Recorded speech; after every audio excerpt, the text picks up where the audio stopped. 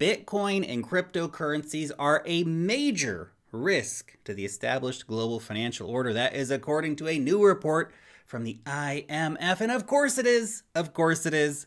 Duh. Also in today's video, tax news, major cryptocurrency adoption story, big NFT news, and of course diving into some technicals as well. My name is Lark. Every day I make videos talking about cryptocurrency investing, so if that's a topic you would like to learn some more about, make sure you subscribe to the Lark Davis channel. Also, while you're down there, if you take a quick second to dab on that thumbs up button for the YouTube algorithm, that would be super awesome. And obviously, if you do want to know when I put out a new video, you should click on that notification bell. By the way, every single week, my team and I produce Wealth Mastery. This is a cryptocurrency investor report designed to help keep you ahead of the curve in this fast-moving market. Every single issue, you're going to get a deep dive altcoin report, step-by-step DeFi tutorial, top-tier technical analysis, token sales, airdrops, portfolio updates, trending coins, and much, much more, all for less than $10 a week. Meaning that this is the most value-packed and at the same time, the most affordable newsletter on the market. Click on that link down below where you can learn more about becoming a member today. Now let's go ahead and take a quick look here at the technicals.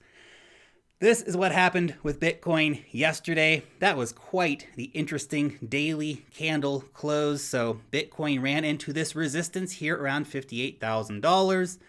We saw a big sell-off yesterday. The price got all the way down from $57,700 all the way down to $54,000, where it did find some support and bounced back up. Now, what I find very, very interesting here is the pressure from the buyers. Any dips right now are being bought up very quickly.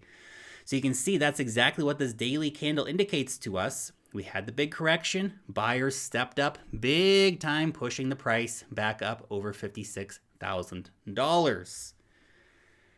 Any dips are being bought up right now, which is obviously amazing. Do keep in mind, this is our important chart to keep an eye on right now. We are in this zone, right? We have very important resistance here at 58K, again at 60K, important resistance to keep an eye out for, $52,800, as well as $50,000 approximately. So if you're looking for, hey, maybe we're going to get a bigger dip coming up here soon, those would be the areas you might want to consider putting in your buy orders at for buying the dip. And again, watch for a confirmed break of 60K before getting too excited of longing Bitcoin, because we could see a lot of chop in either direction before we have a definitive breakout above the 60K line. A break under $50,000, that would definitely be a dip buying scenario, I think, in this uptrending market that we're in right now. Probably wouldn't last for very long if it did happen. But if we did sustain some selling momentum underneath that area, well, then that could get a bit rough. But again, I'm still expecting a retest of this diagonal line here potentially, or at the very least, $52,500 or $50,000. Those were key areas of resistance, all three of them. So we shall see if we get a retest, flipping those previous areas of resistance into price support before rocketing higher and testing new all-time highs, which are tantalizingly close at this point. Long-term holder supply to issuance ratio. Here's a chart that I want to share with you. So essentially right now, long-term Bitcoin holders, their supply is currently increasing at between 13 to 15x the Bitcoin issuance rate. So we have right now long-term holders stacking sats 13 times faster than it is being mined. Now that is a very, very bullish metric, because the long-term holders, those are the guys who set the floor essentially. Those are your diamond-handed Bitcoiners who are stacking sats for the long term. They're not selling on a 10, 20, 30, 40, 50% downturn. They're waiting for a 10, 20x. They are doing long-term wealth preservation with Bitcoin here. So seeing so much Bitcoin going into the hands of these kind of holders, I think is a very, very bullish thing for Bitcoin. Also, we can see this week we had institutional inflows of $225 million. This is according to CoinShares. So that's showing, of course, a big uptick in institutional interest. You can see, have a look back here, and how relatively low the interest was in previous weeks. So we can see, of course, even outflows happening here on the big sell-offs. Starting to tick up a little bit over the last couple of months, but this is one of the biggest weeks that we have had in a very long time. The last time we had one this big was way back at the start of the year. So there you go. There you go. Institutions are buying up Bitcoin again. Money is flowing into these institutional Bitcoin products. That shows that at the current prices, institutional money wants to get on board because everybody's looking right now and seeing Bitcoin, seeing the charts, seeing what's happening, seeing the narrative that is building, and they understand that we are likely to hit new all-time highs, that Bitcoin is likely to re-enter price discovery in the not-so-distant future. Very cool to see. First big news story of the day. Payments giant Stripe has confirmed they're building a Bitcoin and cryptocurrency team. Now, Stripe's a monster.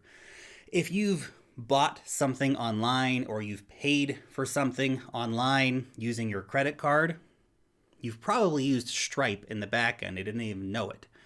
These guys are freaking everywhere. It is one of the biggest payment processors online. Now, Stripe integrating Bitcoin and cryptocurrencies would be freaking massive. Absolutely massive. We are already seeing an increasing level of adoption for payments. We've covered quite a few stories this year about, like AMC, for example, they're starting to accept Bitcoin and other cryptocurrencies in exchange for tickets. We see Tesla, looking at accepting Bitcoin again for cars, et cetera, et cetera, et cetera. Lots of little payment stories like this are important. But when you see a major payment provider like this building out a crypto payments solution, that becomes game-changing. Because imagine if every time you went to check out for something, it just had a little option there, pay in crypto. Because the merchants, they don't really care whether you're paying it with, just think of it like this. If you are paying for something in US dollars, but you live in Europe, you're charged euros on your card, but the person receives dollars. They don't care that you paid in euros or that you paid in pesos or that you paid in yen or yuan or anything else because they get dollars on the back end. So if Stripe can build a kind of product where you can pay with Bitcoin or Litecoin or Ethereum or stablecoins or Dogecoin up front, the merchant doesn't care. On the back end, they receive dollars anyway. That is massive because what we're talking about here, millions of online stores can start accepting cryptocurrency payments. Now, PayPal, of course, is also integrating cryptocurrency payments. You realize how quickly everything is going to go mainstream, how quickly you're going to be able to use crypto basically everywhere. And I know you were just thinking, Lark, I'm never going to spend my Bitcoin on anything ever. Okay, but you'd probably spend your stable coins on something. You might spend some other cryptocurrencies on something. Maybe you're mining some Dogecoin. You'll spend that on something. And you have to think of a whole new generation of internet natives who are coming up, playing play-to-earn games, getting free crypto, buying NFTs, earning interest in DeFi. These people are going to be spending their crypto. And it's going to be easier than ever, which helps mainstream adoption. Next up, Coinbase is launching an NFT marketplace. So FTX, they just did this the other day. BINANCE did it maybe 2 months ago, 3 months ago, pretty recently. So right now we have 3 of the top 5 cryptocurrency exchanges, which are going to be offering an NFT marketplace. Of course, FTX and BINANCE, they already are offering NFT marketplaces. Coinbase is coming soon. Now look, I don't think at this point that anyone is even close to being adequately bullish enough on NFTs. They're going to be so mainstream. We have all these big celebrity personalities. I think yesterday we saw Reese Witherspoon was asking what NFTs she should buy, and then Snoop Dogg came in and was like giving her advice on which NFTs to check out. It's going big. Every major sports league, every major film franchise, every major comic book franchise, every celebrity, everybody is going to be offering NFTs. They're going to be ubiquitous. This is verifiable digital ownership. Think about like sports cards, trading cards, ridiculous collectibles. All of that stuff is going digital. Our lives are digital. NFTs are taking that to the next step. The major exchanges see that this is happening. They want to get a piece of that action. They're throwing out marketplaces for these NFTs. Now look, you have to keep in mind, we're seeing an incredible explosion of NFTs happening right now. A lot of this stuff is total garbage. A lot of these NFTs that are coming out right now, it reminds me kind of 2017 with ICOs. We're seeing a lot of insider baseball kind of stuff, insider deals, pump and dumps, straight up exit scams. In the new NFT space, we're seeing people just copying and pasting other people's art across chains. It's a crazy, messy place right now, the NFT space. But don't let all of that early craziness and early messiness distract you from the reality of what's happening with NFTs. It's going to be incredibly big. Incredibly big. The NFT phenomenon is probably going to be a gateway drug for a lot of non-crypto people to come in. Because just think about all these people that are going to get an NFT because they went to a baseball game, or they're going to get an NFT on the back of their movie ticket when they go to a movie, or they're going to get an NFT in their cereal box, or wherever it's going to happen at. They're going to want to claim that free thing. To do that, they're going to need a digital wallet. It's going to be massive. It's going to onboard so many people. Very bullish on NFTs. I think it's going to be absolutely freaking massive. Next up, let's talk about taxes. Taxes, man. Janet Yellen, the current Treasury Secretary, she was interviewed on CBS Evening News talking about the proposed $600 IRS reporting requirement for banks. So that is anybody who makes a transaction over $600. The IRS will then need to know about that. You'll get reported by your bank to the IRS. Hey, this person transacted $650 or $1,000 or $2,000. You should look into that. Now, what they're saying is that this is not to target regular people. This is only to target billionaires. Because billionaires are laundering truckloads of money in $601 transactions. Come on. It's ridiculous. It's another one of these massive overreach things. And the reality is, see, they're passing a law like this, which lets them basically surveil everybody everywhere, have an eye on all of your transactions. Of course, these kind of regulations pave the way to central bank digital currencies and the social credit like systems that can be programmed digitally into this money. Things like, if you don't spend your money fast enough, we'll start taking it out of your account. Or, you're not allowed to buy certain things. Oh, we think you've been drinking too much recently. You're not allowed to buy any alcohol with your central bank digital currencies. You're not allowed to stay in that hotel because you've been, going to a strip club recently. We think you're a bad person now. Does that sound crazy to you? Well, that's exactly what's happening in China right now with their social credit system. Whether or not Western CBDCs end up going down that route or not, who knows? But this IRS rule, we're getting off on a tangent here. This IRS rule, though, is ridiculous because back in 2019, this happened.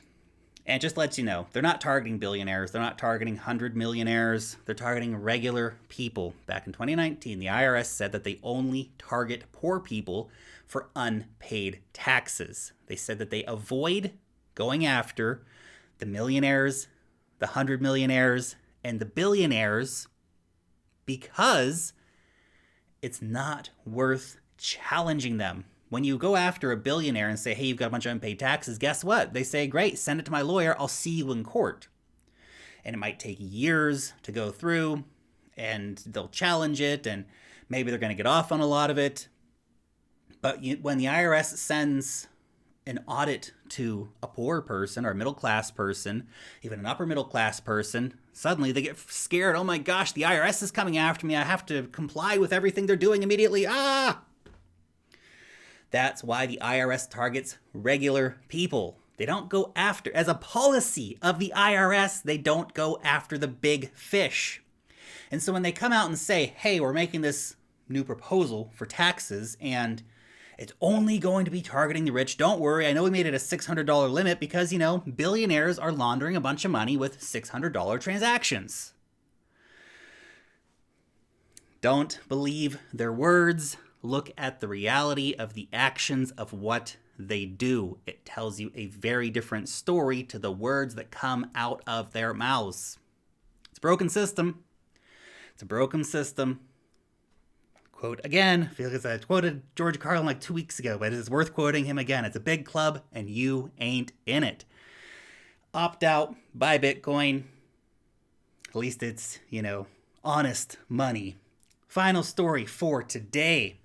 The IMF is scared that stablecoins could pose a major risk, a contagion risk, a major threat to the global financial order.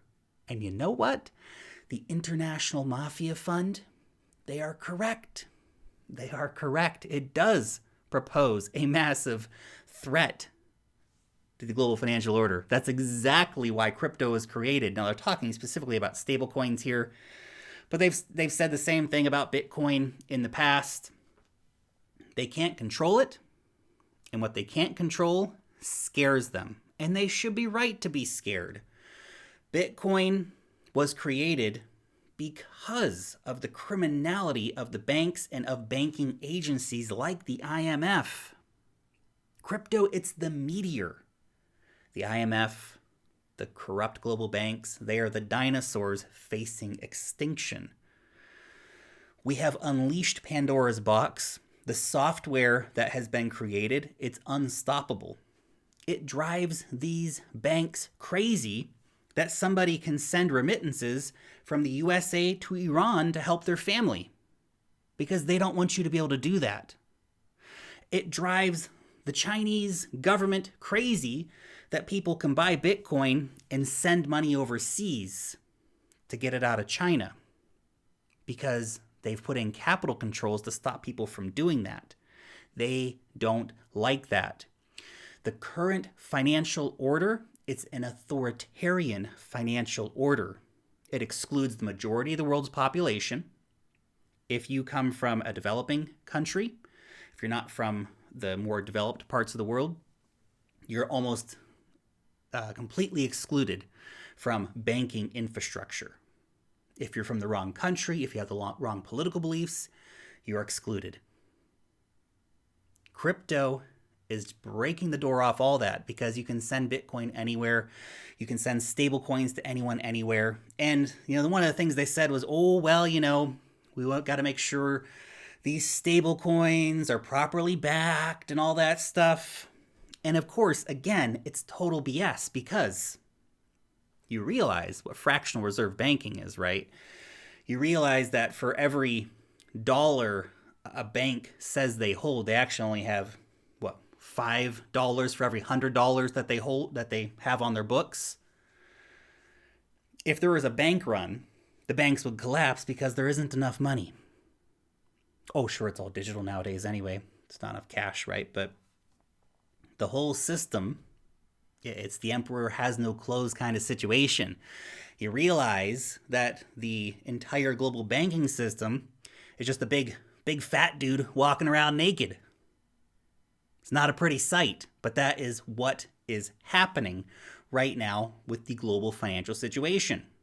Crypto was built as an alternative to this. And yes, we see a lot of big banks and big financial players getting on board with this.